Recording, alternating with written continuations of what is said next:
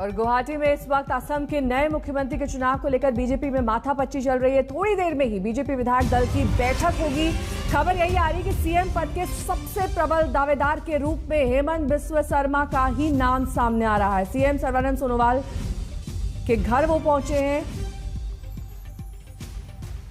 राहुल श्रीवास्तव इस वक्त मेरे सहयोगी जुड़ गए हैं। राहुल, क्या जानकारी मिल रही है? हाई लेवल मीटिंग चल रही है, अभी तक नाम पर विचार हो पाया है या नहीं? देखिए, इस सब की पृष्ठभूमि यह है कि कल दिल्ली में सर्बानंद सोनोवाल और हेमंत बिस्वा शर्मा दोनों को पार्टी हाईकमांड ने बुलाया। अमित शाह, जेपी नड्डा, बीएल संतोष जो कि ऑर्गेनाइजेशन सेक्रेटरी हैं, उनके साथ बैठक हुई। पहले दोनों नेताओं के साथ अलग बैठक हुई। तीसरे चरण में इन तीन बड़े नेताओं के साथ इन दोनों नेताओं की बैठक हुई। खबर ये आ रही है कि उसके अंदर भूल-चूक फैसला जो हुआ कि इस बार मामला जाकर के ये बैठेगा कि हेमंत बिस्वा शर्मा मुख्यमंत्री होंगे। इसके बाद ये हुआ कि आज बैठक होगी जिसमें ऑब्जर्वर गए हैं। नरेंद्र सिंह तोमर जो कृषि मंत्री हैं वो गए हैं। इसके अलावा बैजंत पांडा जो बीजेपी के वाइस प्रेसिडेंट है वो ऑब्जर्वर के तौर में विधायकों की मीटिंग के लिए गए हैं। लेकिन अभी अगर आप देखिए तो हेमंत बिस्वा शर्मा पहुंचे हैं सोनोवाल जी के पास, जहां कह रहे हैं कि बीएल संतोष जी भी हैं। तो लगता है कि मान मनोबल का दौर अभी चल रहा है और कहीं ना कहीं देखिए ये एक बीजेपी के लिए बड़ा फैसला होगा कि अगर हेमंत बिस्वा शर्मा मुख्यमंत्री बनते हैं।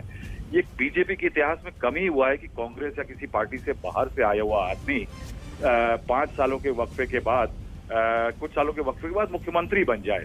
2014 में बिस्वा शर्मा ने बीजेपी ज्वाइन की थी और अभी 7 साल पुराने हैं। लेकिन अगर इतिहास को दोहराया जाए तो 2011 में सोनोवाल एजीपी छोड़ करके बीजेपी में आए थे और 2016 में मुख्यमंत्री बने थे। लेकिन उनके साथ एक बड़ी बात थी कि वो एक ट्राइबल नेता होते हुए जब आईएमडीटी एक्ट में सुप्रीम कोर्ट का फैसला जुलाई 12, 2005 को लेके आए थे तो उन्हें जातीय नायक कहा जाता था। असम के बड़े 5 ट्राइब्स जो हैं, कचारी जिसमें वो खुद जिस ट्राइब से हैं, उनको बड़ा मास नेता माना जाता था। लेकिन हेमंत बिस्वा शर्मा ने पिछले कुछ सालों में अपनी बैठ बनाई है। नॉर्थ ईस्ट के बड़े फेस की तरह उभरे हैं, बड़े मैनेजर माने जाते हैं। उनको मिस्टर फिक्स इट कहा जाता है बीजेपी में नॉर्थ ईस्ट और तमाम इलाकों के लिए। देखना यह है कि कितनी देर में ये बैठक शुरू होती है और बीजेपी क्या फाइनली हेमंत बिस्वा शर्मा के नाम पे मोहर लगाती है, क्योंकि 4 बजे का गवर्नर जगदीश मुखी जी से टाइम लिया है बीजेपी ने अपना फैसला सुनाने के लिए। बहुत बहुत शुक्रिया इस तमाम जानकारी के लिए आपका। इसी के साथ रुकना होगा शुरू से ब्रेक के लिए। फौरन होंगे हाजिर कुछ और खबरों के साथ। देखते रहिए आज तक।